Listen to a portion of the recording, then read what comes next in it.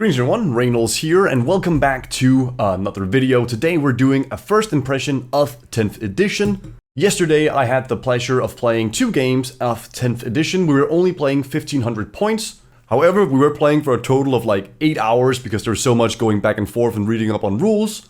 So it did kind of feel like I was playing 5 games. But in any case, I've had my first experience playing, and this video is going to be talking about primarily the basic stuff. I'm not going to talk specifically about any units or any matchups. I'm not going to talk about list building or points. That can be a topic for a completely different video. I'm mostly going over how the game plays now and just giving my first impressions. I do also want to give a quick shout out to the Custodes Discord server. There's a lot of very active members there, and it's been very nice to have someone to talk about where it's like, okay, I'm confused about this thing. How do you guys interpret it? So shout out to you guys if any of those are watching. Now, without further ado, let's just get right into it. The first thing we talk about is going to be the missions. First of all, I'm just so happy we get new missions. We've been playing the same 9 missions since, what was the one before Nephilim? Octarius? I forget which one it was. In any case, we've been playing the same 9 missions for pretty much 9 months. It's just nice to have something new, and I actually really like the way they work out in 10th edition. So first of all, the way you set up missions are a lot different. Rather than picking one and that one just has all the rules connected to it, you have a deck of cards. First of all, you'll have 5 different deployment zones to choose from, and each of them has a unique layout, so no matter which one you pick, they will not be the same deployment zone as any of the other 4. Now you can of course draw these randomly, or you can decide on them beforehand when you're playing with your opponent. For something like tournament play, I am very much expecting tournaments to decide the layout beforehand, because otherwise it's just going to take so much time setting up the table, and I just think it'll work out a lot better for tournaments to simply say we're playing this mission so that everyone knows what deployment zone they are walking into. However, for friendly games, if you're just like, yeah, I just want to play a game, don't really care too much, it's pretty cool to just randomly draw one, because then of course there is this factor of randomness and you cannot prepare for it. So I think that's great. That's a great system. Another great system is that the deployment zone is no longer tied to the primary mission. Before, in 9th edition, whenever you picked a mission, you'd have the deployment zone and any primary rules and additional rules all tied together. In 10th edition, all of this can be randomized. Now, I don't remember right now how many different primary missions you can choose from, but I believe it's like 9. So you have 5 different deployment zones with 9 different primary missions. That gives like, what, 50 different combinations? It might even be more. Math is hard. My point being that there are a ton of options for doing different setups with deployment zones and primary missions, and you're not even done there. Because on top of that, then you also add the bonus mission rule. And some of these are simple, some of them are wacky, and they can be like game-changing or completely neutral. The ones we were playing with yesterday was, you cannot come in from reserves turn 2 unless you roll a 3+. That's a huge thing, because some armies want to play Deep Strike. And then all of a sudden, if you cannot come in from Deep Strike because you don't roll a 3+, that adds a lot of variety. And all of a sudden, you might want to change your game tactic to have those units stay on the table turn 1 rather than put them in Deep Strike. The other one we were playing with was, I think it was called Target Priority. Basically, you pick up all the objectives and then you put them out on the field alternating. So not only is the deployment zone setup all of a sudden a bit irrelevant, I mean the deployment zone is still the same, but the setup of the objectives can be completely randomized because of this bonus rule. And that also just changes how the mission is played so much. So all in all, I think this is an excellent system that can bring a lot of variety to missions, and that also means that rather than having to come up with 9 completely new missions every time they do a grand tournament pack, they can either add more deployment zones, or add more primary missions, or add more bonus mission rules, replace them, remove some, whatever it is. They can do these things and it'll just add more variety rather than having to completely change everything up. So overall, I think GW did an amazing job with how missions are used or like planned out. I think that's just genius, very well done. Once again, for tournaments, I believe that you'll simply have some preset missions decided by the organizers. So it'll be like mission 1 is this deployment zone with this primary rule and this bonus mission rule. And I think that's fine, because tournaments do need some gradual linearity. Is that how you pronounce that word, sentence? I don't know. But it needs to have some equal measurement parts, because tournaments is often about who scores how many points while winning. And if you end up changing how many points can be scored, because everyone's just doing random shit all the time, then that becomes very hard to track and determine a victor. So for your friendly games, I think this system with just randomly drawing things and setting things up is amazing. And then for tournament play, they have a lot of options to pick from to make a unique player pack and not just make every tournament have the same 9 missions. All in all, I think I give this like a 10 out of 10, maybe a 9 out of 10, because there are some primary missions and some bonus rules where you're just kind of like, that just seems kind of weird. I'm not sure I want to play with that. But overall, I am super happy with how they have worked out missions, and I think they've done a great job. Now moving into actually playing the game, well, it's Warhammer. It's mostly the same. But when I say mostly the same, I do also want to say that there are a ton of small changes to a lot of things. In your movement phase, for example, you're now able to move your own models over your own models. There are some exceptions with monsters and vehicles, but I just think this is a good rule because before, like, the only thing that really mattered with moving over your own units was if they were in combat. Because if they weren't in combat and you just accidentally sequenced it wrong, you would just go like, oh yeah, by the way, I just now realized that if this guy want to go over here, then I should move them first. So let's just pretend I did that. But now it's simply that you can move over your own models. That removes that entire part of having to say and explain to your opponent that, oh yeah, I would just move him in this sequence instead of that sequence. Speaking of flying, it is quite a bit weaker in 10th edition because you cannot just ignore terrain anymore. Fly is still fine. It gives you the ability to fly diagonally over terrain. We'll talk more about that a bit later in this video. And then it allows you to move over monsters and vehicles, as well as enemy models. So all in all, fly is fine. It's not as good as it was before. Deal with it. And then this is for the movement phase, but also just in general for the shooting phase, the charge and fight phase. You just have more stratagems and abilities that allow you to be reactive to what your opponent is doing. I was playing Custodes with a certain enhancement that lets me do a 6-inch move if an enemy ends their movement within 9 inches of me. And that would allow for things such as, going out of charge range or getting behind cover. But other than that, movement phase haven't changed too much. The shooting phase is probably where things are mostly the same. You still pick your targets based on visibility and range. You still declare what weapons are going into what, and then you roll your dice and you shoot and all those things. What is different, and I'm going to talk more about that in the terrain part, is you just get benefit of cover for, basically just existing. But another thing that's changed in the shooting phase, not how you actually play it, but just as a result of how the game's been balanced, is that having a good armor save actually matters now. In 9th edition, unless you had a 0-up save, your armor save was basically useless. But in 10th edition, there's majority of guns is AP1, AP2, or even AP0. So having a good armor save actually matters now, and then you couple that on top of having the benefit of cover quite often. And things with good armor saves feels like they have a good armor save. As a Custodes player, I approve of this. Now, the charge and the fight phase is where things are getting a little bit difficult and, well, do I want to say it's more simple than before, but you just gotta get used to it, or is it actually more complicated? I think I would say for a casual player who's just like, okay, I make my charge move, and then I end base to base. In that case, it's much more simple. For those of us who are a bit more competitive and focused on how we get the maximum amount of efficiency out of doing, well, everything, there's a lot of ifs and buts. I'm not gonna read through all the rules right now, but basically, when you make a charge move against a target, if you can end in base-to-base contact, you must do so. If you cannot end in base-to-base contact, then you must end closer, while still maintaining coherency. So in theory, you can still slingshot some models. However, that varies on how many models you have in your unit, how many models in the enemy unit, how much you roll on your charge, and all of those things combined you can do some tricky stuff. You can do some shenanigans. But it also means that in certain situations, you might want to roll low on your charge roll, so you can only get, 2 models into engagement range, and then have the rest of your dudes swing around to grab an objective. But that just does not work if you roll an 11. So you cannot really plan to slingshot your units. So when it happens, all of a sudden you need to stop the game and be like, okay, now I need to measure and do blah blah blah blah blah blah blah blah blah blah. And that slows down the charge phase in a way it wasn't in 9th edition. Because in 9th edition, you're just like, okay, I need an 8, and then I put 1 model here, and then I know I can take the rest of my models and just string them out however I want. But now, if you roll a 9, that might mean you have 3 models in base-to-base contact, but if you roll an 11, then you have 5. And if you roll a 7, you might only have 1. So I think that's just gonna have to be something we need to get used to, but it does slow down the charge-in move itself compared to 9th edition. Then you also have pile in and consolidate. Once again, not gonna read the paragraph because, oh boy, it's long. But that also gets weird, because if you do a pile-in move, if you can end in base-to-base contact, once again, you have to do it.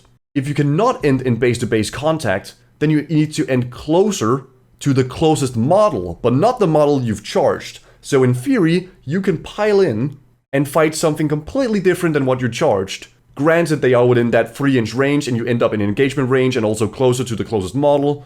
And it's just, I'm gonna need a solid probably 20 games before I get this down.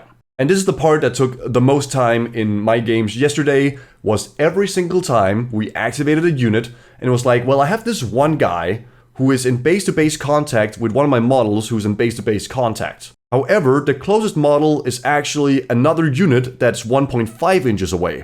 Am I allowed to do that? And we just, had to look through it and read it and discuss it, and it just took up a lot of time. And as with everything, once you get it down, you'll understand it better.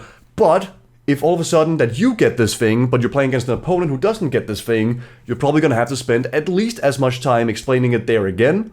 So the charge, the fight phase, and the pile-in consolidate moves are something that is going to probably take out a lot of time in your first, many games until you get it down, and hopefully your opponent you're playing against also just understands how it works. But then again, all of a sudden you'll get an opponent who does not understand how it works, and you'll have to explain it, and we're back at square one. So, playing the game, it's mostly the same. Movement phase has a bit more, interactability. Most phases have. Shooting phase, mostly the same. Charge and fight phase is almost so much different that I want to say it's completely new. I mean, you still make your charge roll, you still do pile and consolidate, but how they work and how you have to interact with it, so different. Moving on, we have our secondaries, which are tactical or fixed missions. You no longer choose your secondaries based on your faction and the GT pack. Instead, you have a deck of cards with 16 cards in it. And you can choose to play tactical missions, which is what I did for both of my games yesterday. I think tactical missions feels quite balanced. You have 16 different cards to get through, which means that you can never get through all the cards in one game. At best, you go through 11 out of the 16 cards. So you can never quite know what you're going to be drawing, but you can of course get an idea of what chance you have of drawing each card. But in general, I think it feels quite balanced. There's not like anything where it's heavily skewed towards kill armies or heavily skewed towards move fast armies. It all seems to have quite a good balance of different things, so I quite like that. The way it works for tactical missions, if you're unaware, is that at the start of your turn, you draw 2 secondaries from the deck. Oh, actually, let's go back. First of all, after you have done your mission rules, primary, bonus rules, or whatever, but before you start deploying your units, you have to choose whether or not you want to play tactical or you want to play fixed. So as I said, tactical is 16 cards in the deck, whereas fixed is also 16 cards in the deck, but out of those 16s, 7 of them can be chosen to be used as fixed missions. And those are indicated by like a small icon on the bottom left side. It's not the icon you see here on screen. It's like a small, document page thing. And if you choose to play fixed, instead of drawing 2 every turn, you simply choose 2 out of the 7 options that you use for the entire game. And that's the decision. So you can play tactical, which is, more dependent on an all-purpose list building where you can do everything just a little bit. Whereas a focused list building is probably better for fixed because I'm going to pick these 2 missions and my army is built to take those on. Now we're going to talk more about which one I think is better in just a bit, but now let me explain tactical missions. As I said, I think it feels quite balanced. You draw 2 at the start of your turn, and you can spend 1 CP to discard one of them and redraw a new one, but you can only do that once per game. So yeah, that means that at most you can go through 11 of the 16 cards because you draw 2 every turn, and let's just say you either complete them or discard them every turn, and then you can redraw one of them at one point during the game. At the end of your turn, if you have any of your missions left, you can discard one of them to gain 1 command point. Do keep in mind, you cannot discard a mission that was completed, because that one is automatically discarded. To make it easier to understand the difference between discarded and completed, if you do any of the objectives on the card that says this objective is completed, then it is completed, and you remove it, but it's not discarded. If you have one secondary that you did not do anything to complete it, you can choose to discard it. So you cannot score a secondary, but only score, say, 2 points, and then be like, yeah, you know what, rather than scoring this, I just want to discard it for a CP. That's not an option. You cannot do that. You have defined completion on the card, and if you've done any of that, no matter how many points you score, it is completed, and it's not possible to discard it. But the one you do discard, you can just throw away and get a CP instead. However, you also have to choose, do you want to discard this one objective because you already know what it is, right? You can build your entire next turn about completing this objective because it's not randomly drawn, but that also means you're going to draw one less secondary next turn.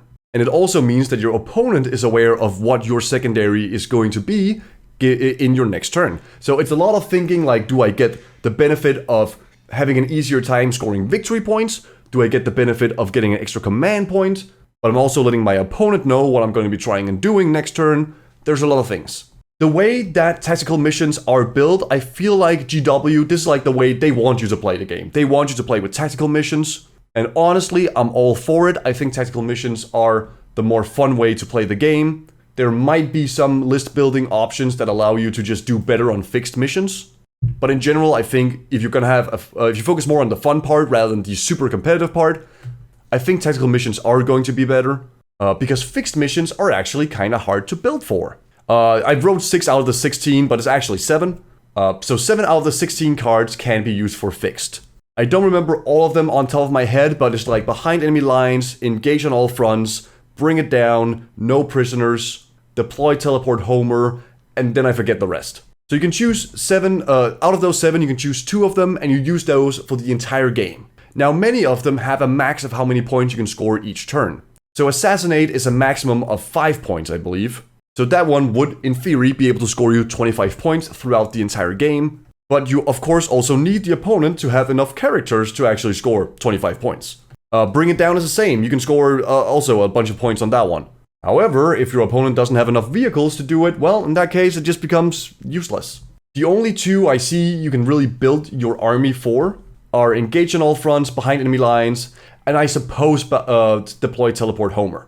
Those 3 are some objectives you can actually build an army around completing. However, the rest are either dependent on the opponent you're playing, the primary mission and deployment you're playing, a lot of things like that. So fixed missions are actually kind of hard to build your list for. It's not simply, I'm gonna pick these 2 and have these 4 units do it and then, I'm done. It's not that quite simple. It's not that quite simple. This does bring us the question of what will tournaments do?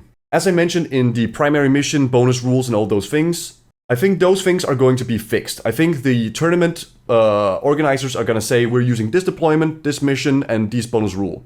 However, if tournaments decide to say you have to use tactical or you have to use fixed, they remove a huge part of both army building, also just matchup, dependent things. Because if the tournament says, oh, you have to use fixed secondaries, well, then no one brings a lot of characters and a lot of vehicles. Because then they give out a lot of points. And if they say, oh, you have to bring tactical missions, well, in that case, I just know that no one's gonna pick Assassinate, Bring It Down, and I can bring as many characters and vehicles as I want. So I think it'll be very important to keep a healthy, or in order to keep a healthy tournament scene, that they allow players to make the decision at the table. That's my personal take on it. Whether I like tactical or fixed more, well, I like tactical more. I think tactical makes for better games. I also think it makes for more fun list building. And obviously, I think also just better list building if you play tactical. Probably there are some armies out there. Remember, we are so early into the edition, we don't really know yet. There are some armies out there that's probably going to be able to build an army list that can reliably score quite a lot of points on fixed missions. But that is yet to be seen. I would always prefer taking tactical as the game is right now. Alright, let's talk a little bit about lethality in 10th edition. It was promised it was gonna be less lethal. Is that true? In general, I would say yes, because tough units actually feel tough. Having a 2+ save or even a 3+ save is it's good. As I said, most guns are AP 0, AP 1, or AP 2. It is also very easy to get the benefit of cover. So having a good armor save makes you, well, good. This also means that weapons with ignored cover is going to see a huge increase in value because it is so easy to get cover. Now, I forgot to mention it in the bullet points, but vehicles. In general, you're going to be wounding vehicles on 5s and 6s. That is going to be the norm.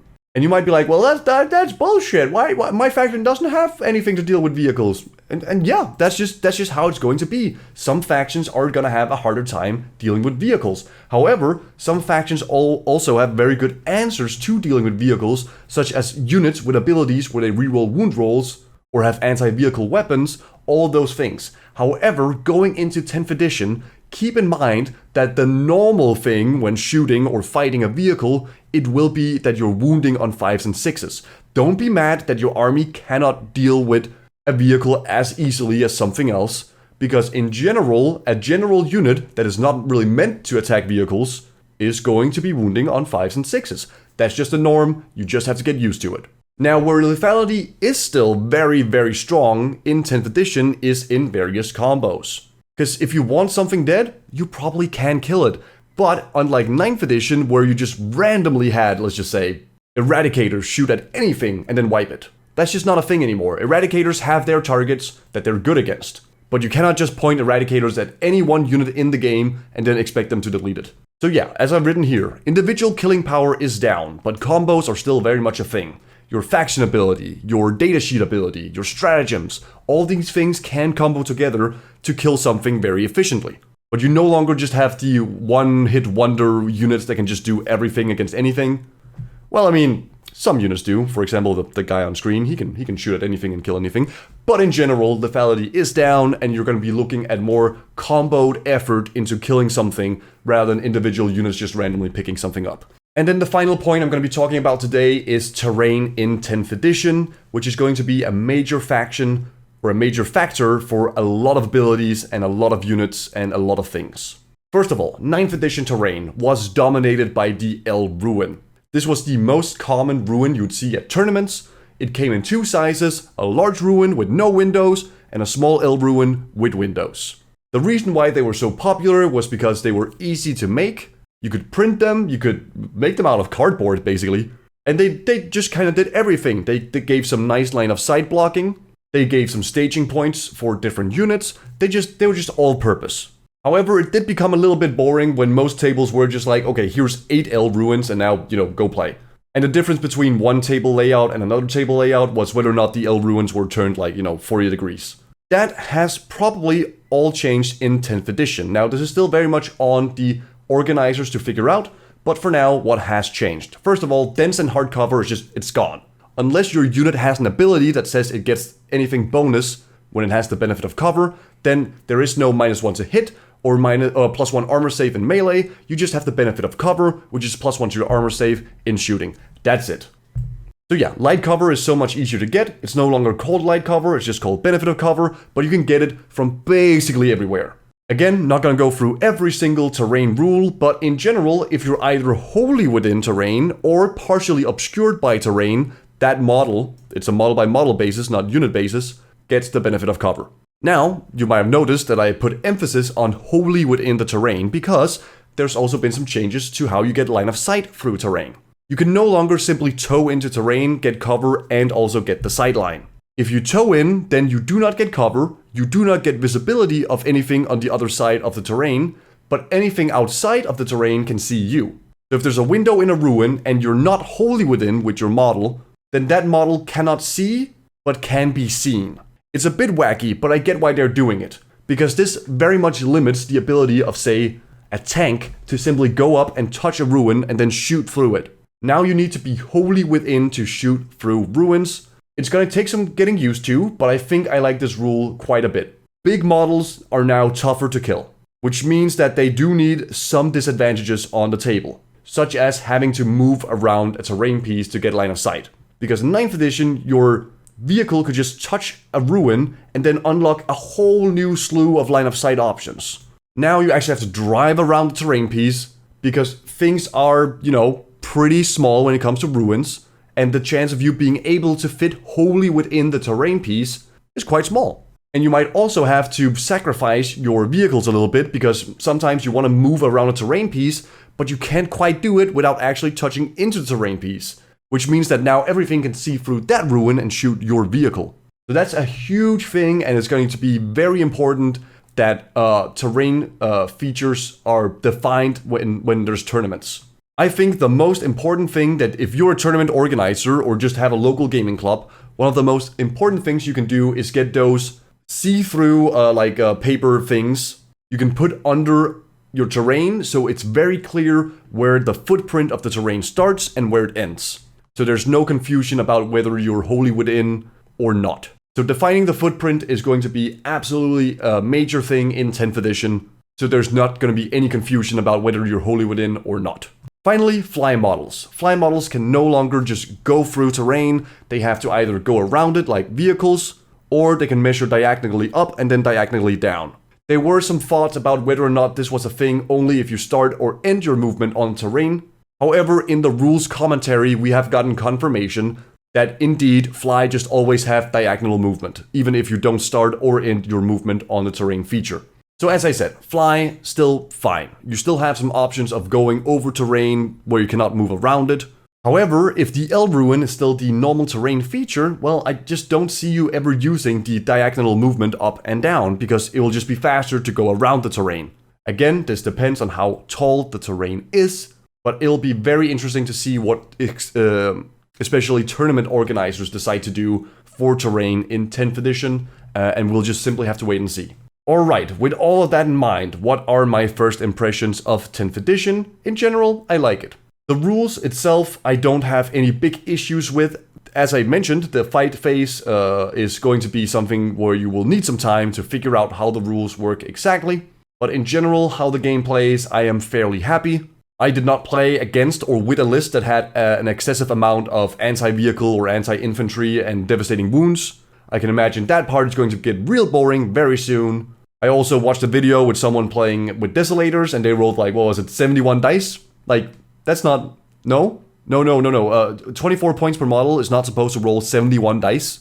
That's not supposed to be a thing, but it is. So yeah, some units are absolutely bonkers. Points cost are all over the place, but the rule set for the game I like in general, which is honestly probably the most important part, because everything else is going to be fairly easy to fix and adjust. Those are my first impressions of 10th edition. Do let me know in the comments below what yours are if you've played so far. Thank you so much for watching. Feel free to subscribe, like, and as I said, throw a comment below. And I'll see you in the next one. Bye-bye!